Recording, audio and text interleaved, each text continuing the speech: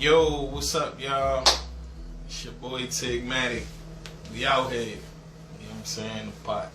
You know. I got a guest for y'all today, you know what I'm saying?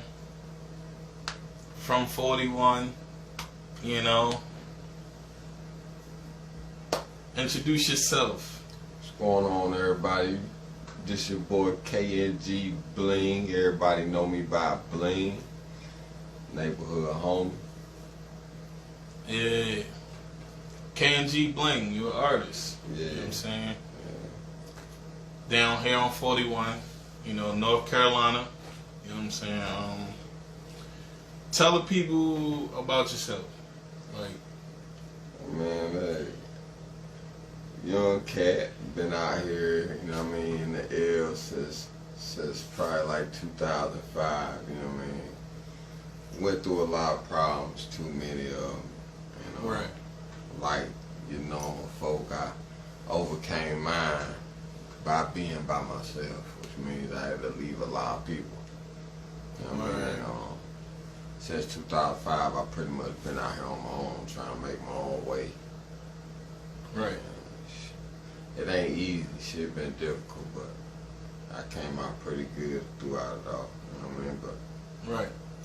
I learned how to be a cool individual, so I ain't talking to no grimy dudes. I ain't talking to no gang related dude. I don't do no gang shit. I mean, I ain't with all that crime shit. I make my money. I sit back. I mind my business. You know what I'm saying? Alright, so, how long you been doing music? Man, started singing in church, as most people, but started singing around about 5 when they realized. Alright, so wait. You said singing, so you sing Yeah. and you rap. I sing and I rap. Right. Yeah. Alright. So yeah, I started singing in church. It started out with grandma calling me out of church, telling me to go sing something, and then nobody know about it. And once I started, it's like it just escalated. It went from choirs to music groups, and it was all dealing with gospel. Yeah. Grandma made me go to church all the time, but then after I lost contact with grandma, you know, I lost sight of going to church. How old was you then? When I really stopped going, I was probably about 13. 13? About 12, 13 when I stopped going to church. And that's when I started getting into my different music genres, started dealing with the R&B joints and listening to all the hip-hop tracks. And pretty much changed it from gospel to pretty much a street music. Right, so if you had anybody to choose from, who would you say that your style is like? Like, who do you feel like, excuse me folks, who do you feel like you I mean, it's hard to favor say. or... It's hard to say. I'm real versatile, and as good as these artists are doing these days, you know, it's really hard to compare yourself to the next one. So I'm just gonna say like I'm originality of my own. Like I'm more of a storytelling artist. Like most of my music got a background, something that you can understand, relate to. You know what I mean? But I try not to make it sound like any music that anybody's heard, so I can't really compare myself to any of the artists these days. Right. Alright. So, tell the people where they can reach you, for one. Hey man, Tell the people where they can reach you, and tell me your 5 biggest influences. Okay.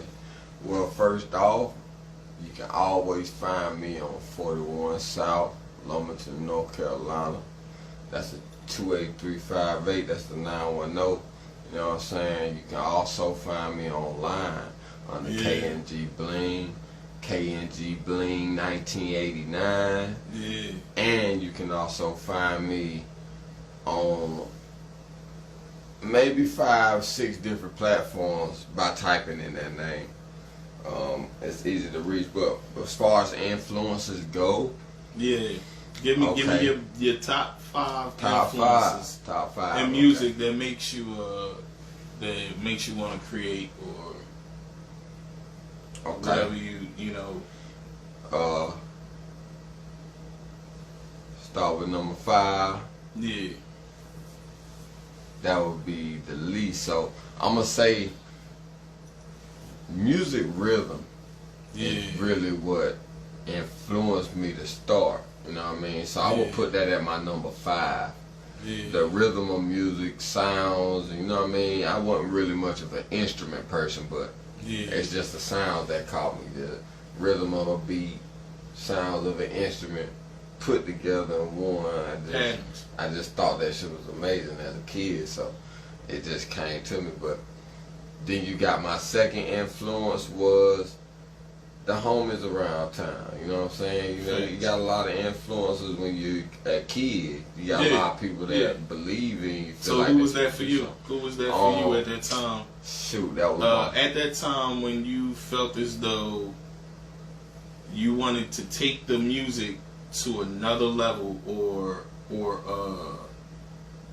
not just even take it to another level, just take it serious and really start honing in on your craft. What age was that, and who were those people that you started with, or I was I'm gonna say I was 13 years old.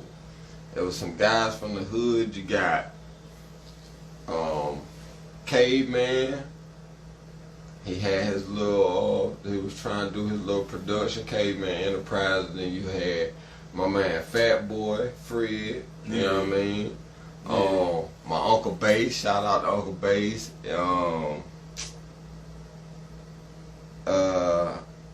Who else we got? We got P3, we got Michael Evans, we got fucking Camario Bullet, you know what I mean? That also my tattoo artist, so shout out to Camario. Y'all need some tats, hit him up on the book, man. Camario Bullet, they do some good work, yo. They do some good work. Yeah. But those were my biggest influences as far as me really wanting to get serious with the music. So I'm gonna go ahead and put them at number 3. You know what I'm saying? And number 2. Once I really got into the music thing,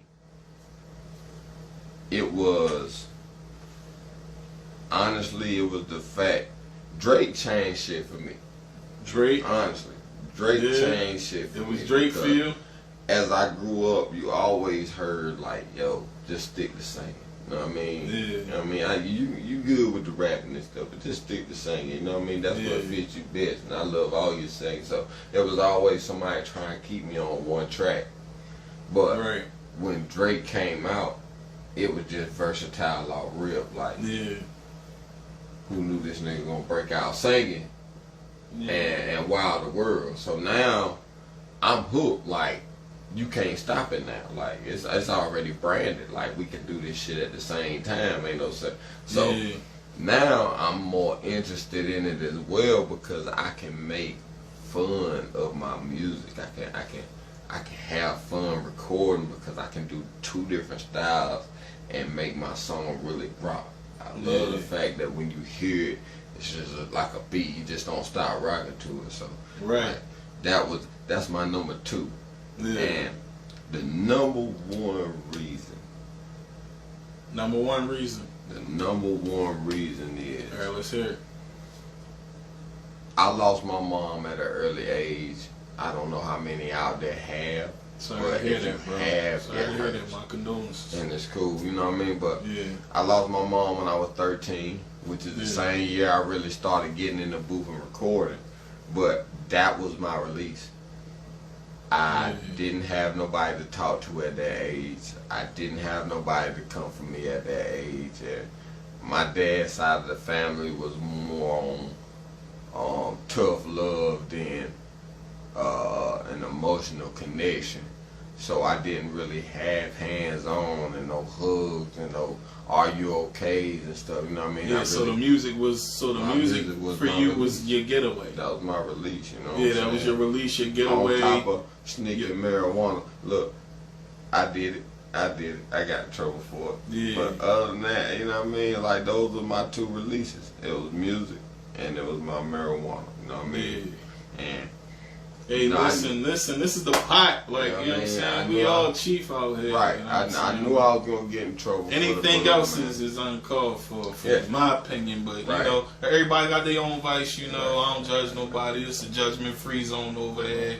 You know, we just unfiltered, uncut, and unraw. Right. So, let's get back into that. Go ahead. Okay, so, like, I had to sneak it on most occasions, but when I tell you, like, I become a better person than I thought I was going to be because of the way I was treated then. Right. And that's what really caused me to be out here on my own, and with me liking music the way I did. Instead of me coming out here in the streets and running wild and robbing shit and taking shit and shooting shit and in and out of prison, I just stuck with the music, and that's how I really managed to get around and meet everybody, and I'm still here at 34 years old. Yeah. You know what I'm saying? Because of my music. Alright, so Drake is your biggest influence. That's my biggest influence. That was one. That was one. Alright, so I said 5. You got 4 more. Okay, well, I'm going to go ahead and it's Drake. We're going to go with Mo 3. Mo 3? He did an amazing job, and the reason why I give it in that order is because I honestly like Mo 3 better than I do Drake, but Drake was here first. And Drake I can't take shit away from Drake because Drake's still killing it. Drake always have killed it, and he was a wonderful artist. But when you think about the style of rapping, you know what I mean, they both had their own different styles. So they both was great in their own way, you know what I'm saying? But they both did the same thing. You know what I'm saying? And it's like, I got a cousin, you know what I'm saying? He was an influence because he pushed me to do better with the rapping and singing because he was my competition. Right. He did the same shit I did. It's like we was the same but different. We lived the same but we was the opposite. I didn't finish school. My cousin did. He went to college. Right. I ain't finished, you know what I'm saying? Now, he doing music and he got my cousin has a big Caucasian fan base, you know what I'm saying? He's around a lot of white folk, you know what I mean? I'm not being right, but he's around a lot of white folk. Hey, listen, and like, I'm around. Fan base is a fan base. I'm around the black community. We don't discriminate around here. Right. I'm around the black community. He's around the white community. And it is what it is. He has different connections and opportunities for what he's doing. He also works at a car lot, and I think Wild or Wilmington, one of the two. Right. But he's married to a white lady. You know what I'm saying? I mean, he's like, if we the total opposite though, like. Yeah, I get it. We both can do the shit just as good. But we was always that competition, so there was certain things that I would do when I was doing my music that he would call me out on. Like, I had a lot of repeating going on. Like, I'd do a little freestyle session and you hear me say something over and over and over again. Yeah. He's the type to call me out on it, like, yo, you just said that, you need to say something else or shut up, you know what I mean? And he made fun of me about it and everything until I could change. So that's going to be another influence as an artist. So that's 3. That's 3. All right, we need 2 more. My 4th is my sister. Okay. And my sister, it was kind of in a bad way that she influenced, but it was still a good way. Like my sister could sing when I was in church. But you said singing. A bad way though, so listen, I'm about to tell you. My sister could sing, and she sung with me in church. And my sister had a wonderful voice. She had a beautiful voice. Fact. But she left it alone. She left it alone. She lost her vocals. She couldn't sing like she used to, and she just fell off with it. Like she just stopped doing it completely, to the point where she just could not sing at all. Like, so now it's like, I don't want to be like that. You know what I'm saying? That's why I say in a bad way, because I didn't want to end up, as far as music wise, like my sister did, because she gave up on it, and that wasn't something I was trying to do. And I feel like her stopping really motivated me to keep going even stronger than what I was, because I felt like, yeah, like, okay, the dynamic duo was over, but ain't no need to let it die. You know what I'm saying? And I'm really trying to make something out of mine. So why not just try to get better, so I don't end up in a position to where I have to stop like she did. Yeah. So that's why I said my sister is a number 4. You know what I'm saying? And number 5 is my dad. My biggest influence, my dad. Let me tell y'all something. Let me tell you something. Shout out to Pops. And shout out to Pops. Willie You know J, shout out. Look, but Pop's an asshole. Let me tell you something. My dad is hell. My dad is fucking hell. You understand me? And I say this with a smile on my face. I love him to death. Never stop. Never quit. All day, every day. And he know this. But my dad is hell.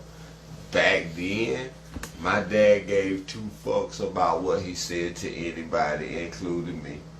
He gave 2 fucks about how he treated anybody, including me. And he didn't really give a shit then. So he don't feel a reason to apologize or feel bad about it now. So it's like, it's when your parents, when you know so your parents. So when you say he's the influence, do you mean by the anger and frustrations that you have from him that Not so much as that. makes like, you put it into the music? Pops really made me cut off a lot of my music, like the stuff that I want him to hear. Right. He puts it aside. The stuff I So speak he wasn't. and So play he it. wasn't supportive. Yeah, of he it. wasn't real supportive of it, and Right. that right there, for the most part, is what really made me say, look, I'm gonna go ahead and stick with it. I'm gonna go ahead and ride with it, because I want to make a believer out of him and anybody else who don't think I have the capabilities to make it in life with my music. You know what I'm saying? 'Cause now I'm getting of age. Now, you know what I'm saying? I'm 34 now. I'm not fucking 13 no more. Right. You ain't I'm no not young boy. 24. I'm not 25. Listen. The pot is for the young generation, the older generation. You know, and it's about everybody coming together to make a bridge and like Right. really, you know, coming together and collab and Right. and shit like that. You know what I'm saying? I've been doing music for a long ass time. For those that's watching, they know me already. Right, so, right. You know what I'm saying? Like y'all already know. Like we don't really play when we do this music shit. Like, Right. And shout out to everybody watching. Thank y'all for watching. You know what I'm saying? Salute to y'all. I'm trying to get a few things put together, and it's gonna be on a bigger platform in a bigger way where y'all can access it in every way. Yeah. So right now I'm going through that, and that's gonna be soon, very soon. You know what I'm saying? So stay tuned, keep it locked. I'm gonna keep y'all updated with everything going on. So yeah, let's get back to the interview. So because he wasn't supportive, would you say that made your music would you say it made you aggressive in your music or aggressive with your work ethic? Not so much with your music, because not so much as aggressive. I mean, it just gave me a better story. You know what I'm saying? Like, when you lose the support and you do the music like I do, like I said, I'm more of a storyteller music, but when you go through the problems and you go through the situations that your family give you growing up and being grown, like, it don't do nothing but it motivates the story. It don't motivate the music. It motivates the story. When you motivate your story, you make better music because there's more of an understanding. Everybody got a story to tell. Everybody got a story to tell, and that's what makes music unique, because so many people make music from so many different walks of life, and you can't just categorize people in one box, because everybody didn't grow up in the hood. It's rappers, even not just rappers, you know what I'm saying? Because this isn't just about rappers. It's singers, rappers, poets, authors, whatever. Like, you know what I'm saying? It's about artists, like, and showing your artistry and showcasing what you do. That's what we're really about here at the Pot, and this is what we do. So let's get into a little something else. You got this song called Imaginary Friend, right? Yes. Y'all gonna hear it here first on the Pot. On the Pot. So we about to get it cracking. Y'all let me know what it is. If y'all rocking with it, put the fire emojis up. Give me the thumbs up. Whatever y'all want to do, you know what I'm saying? It's like, whatever y'all want to do. Show that love, man. Feedback is good. Let's get to it. Feedback is everything. Imaginary Friend by KNG BLING. Let's get it. Let's roll. Yeah. KNG. Get a 40 production. You already know. YTAZ. Coming. And this goes out to my imaginary friend. This goes out to you. Yeah. You know. Come on. Let's go. Every time I think about all of the things we did, selling weed, making money, we were trying to live. We were passing gold pedal to the nah. Niggas play you, make it pop like a Corona bomb. See that money and we own it like 100 miles. But we were stressed cause we done had about 1,000 pounds. Turning tables like we had a couple strip clubs. We were thugging, we ain't care if we ain't get love. You were there, I wasn't yelling just to get up. We were chilling like I'm living with a big club. We could never quit posted at the big wheel. Like an officer trying to give you a ticket. Life was never dull as long as I had you with me. Now they took your life away before I could even mention it. Think about the pain, I knew that shit was in me, but I never let it out, cause I knew that shit would kill me, nigga. And that's real. Crazy. There's some things you don't talk about. While we go. Okay. We was back and forth, side and side, couldn't sit still.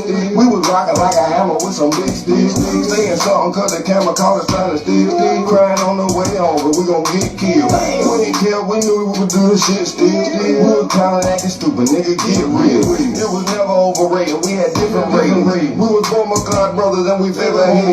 We was jumping out the gym, had the roof cage. We were cussing niggas out, we was too crazy. We couldn't get enough, Mr. had our heart racing. Diamonds in the rough, you can't pull us out late. I had a lot of shit, had enough that we could share it. Had a lot of bitches too, but we didn't share it. Feel like we still on the road and we been riding, but you always in my thoughts, so I'ma keep vibing. Yeah.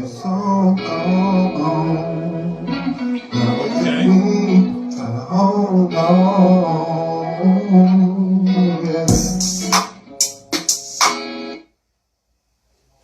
Okay, that's what it is. What y'all think, folks? Yeah, man. Okay, man. What y'all think, folks? You know what I'm saying? Hey, Casino, I see you watching, baby. Tell me what you think. Tell me what you think. You know what I'm saying? Like, what's up, baby? We out here. You know what it is. Same shit.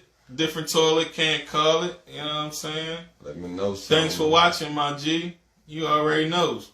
SP Finest.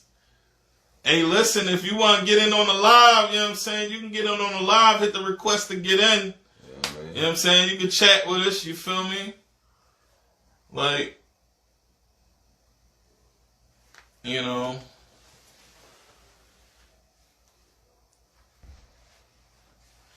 What's cracking? You know what I'm saying? But yeah, alright, so tell me a little bit about that record and what it means to you. You know what I'm saying? Imaginary Friend is more of a message. It's because there's a lot of people who grew up with problems. There's a lot of people that grew up with around people that they really didn't want to put that time around. They went through situations that they really didn't want to go through, and the only release that anybody really ever has as a youngin' or growing up period is the person that you create for yourself. Yeah. You know what I'm saying? So yeah. Imaginary friends come a dime a dozen, and they are everywhere you look. That's a fact. You just can't see them. That's a fact. You know what I mean? So, not in the sense of me having one, which I did, you know what I'm saying? It's just, everybody has one. That was a story about one. Right. You know what I'm saying? You said it's a story about one. And it's just to show you how creative one mind can be. Absolutely. When you on your own and you out by yourself and you got bad thoughts in your head because you're not seeing the people you want to see, or you're not getting the help and support that you want to get. Imaginary friends go a long way. Never think someone is crazy, loony, or bad shit just because they have an imaginary friend. Yeah. A lot of people use that to cope with what they're going through in life. Not because they really think there's a motherfucker that'll play with them, you know what I'm saying? It's just, it's an image to help them get by the real image. All right, so let me ask you a question. How you feel about mental health? And how does it play and affect artists? Mental health is real strong and effective in artists because most artists, you know, have been through a whole bunch of rough ass times, and they grew up in a tough spot. You got some in bad neighborhoods where you can't really walk down the street without looking over your shoulder. Then you got those who got family that just don't give two shits about them and treat them and do them any kind of way, no matter who's around. That's a fact. That's a fact. So, there's a lot of us that got family that do that, but you know, the best that I would say that you could do for that, and like you said, I'm gonna elaborate more on that because I agree with you. Yeah. Mental health is definitely something that you have to keep in check as an artist, as a person, period. But you know, if you know you're struggling and going through traumas or whatever, it's okay to get a little help or whatever, a little therapy, a little therapist, talk to somebody. But yeah, you know, just to get things, you know, disheveled out of your brain, so that way you don't make bad judgments or cloudy judgments, because sometimes, you know, you can be caught in your own feelings and make the wrong decision without even thinking, and you know, that's a part of it as well, you know. So yeah, I would say there's nothing wrong with that. So I agree with you there. I think that for a lot of artists, music is like a coping mechanism. It is. It really is. You know, music is more like a coping mechanism where, you know, you go through things and it's a lot of pain, and you got a way to escape the pain. Even though you're not really escaping the pain, it's like a way to balance yourself, if you will, as a person. I call it an emotional vacation. Yeah, I like that, emotional vacation. That's exactly what music is. It's like a vacation. It's a remembrance and a reminder. It's a way to release everything. Anything that you feel, you get out. Thought. Any expression. That's what music is. I take pride in being the age that I am and still being able to do music, you know, but at some point in time, I will put some of my shit out, but this not really about me right now. You know, I'm going to start doing on Fridays. I'm going to start doing the Tigmatic Friday. And I'm going to just drop something new every Friday. That's it. You know, me and BLING got something in the works right now, too. You know, it's called, you know, About a Prophet. You know what I'm saying? You know, me, myself, you know, y'all know what I do, whatever. But, you know, it's not really about me. Like I said, this show is really about highlighting all types of artists, no matter the age. You can be a young boy. You can be 13 years old. If you want to get on this genre, you got bars or you could sing or you could play the piano, whatever you could do. Like whatever you know how to do. Like we can get to it. But this is not the only set. We also have another set that we will be on. So, this is just the starting of, what's to come. But, yeah.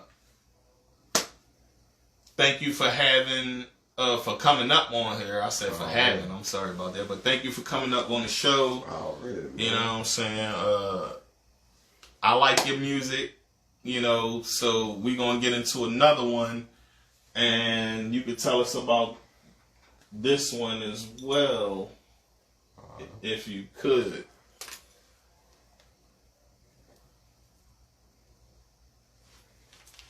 All right, what would you say would be the next best one for you? What would you say that would be? Like if we was playing it right now. Scroll down. Let's see what we got on here.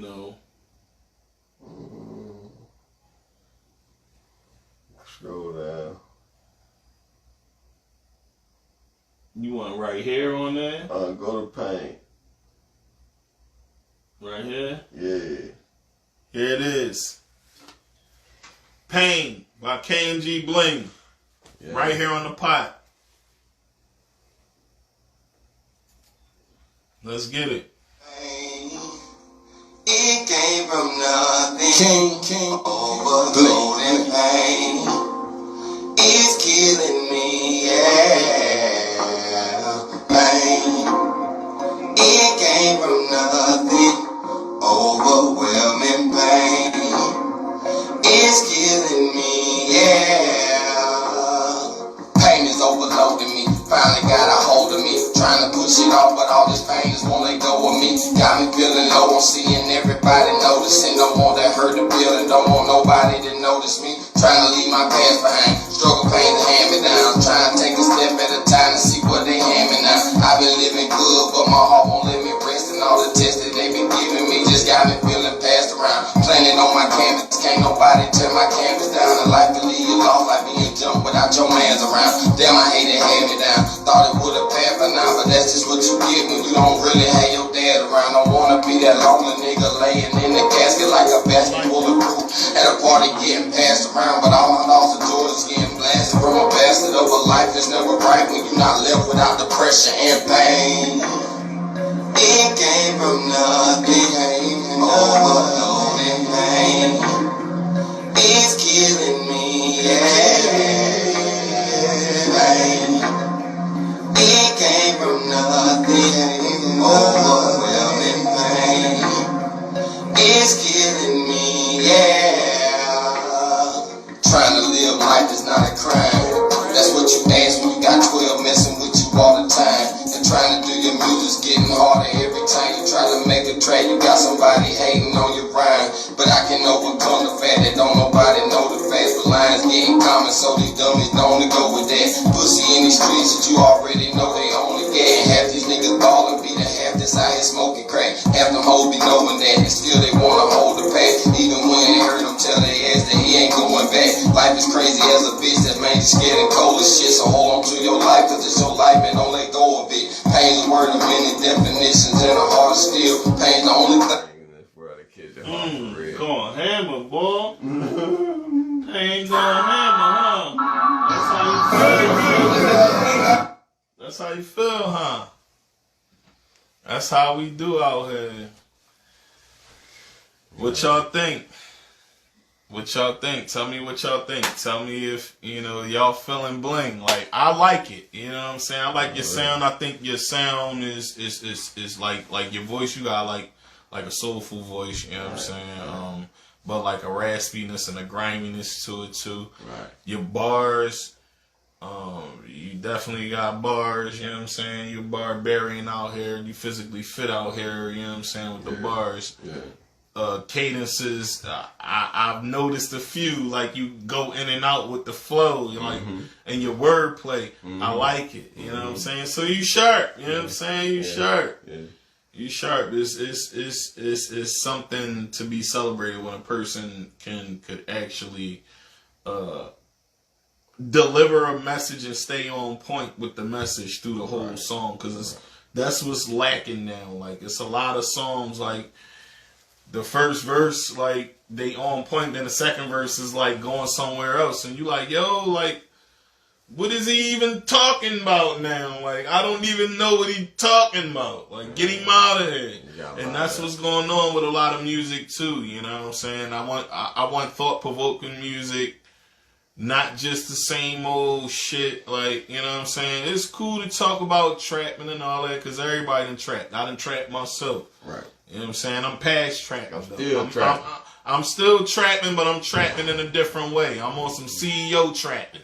That's what I'm on. Same way, y'all. You know what I'm saying? It's cool. I don't judge niggas. Like I said, I don't judge niggas. Like that's what y'all do. That's what y'all do. You know what I'm saying? I don't judge nobody. But me personally, I've been there, done that, got mad at it, and don't want it no more. Right.